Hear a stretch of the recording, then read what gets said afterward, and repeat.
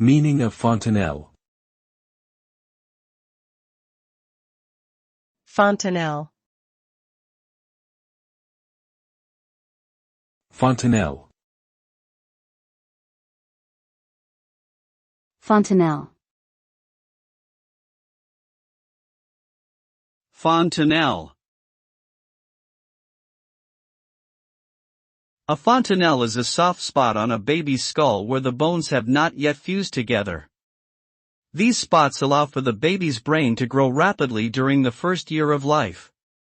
There are typically two fontanels on a baby's head, one larger one at the top and another smaller one at the back. The fontanels should be checked regularly by a healthcare provider to ensure proper growth and development. It is important to handle the area gently and avoid any unnecessary pressure or trauma.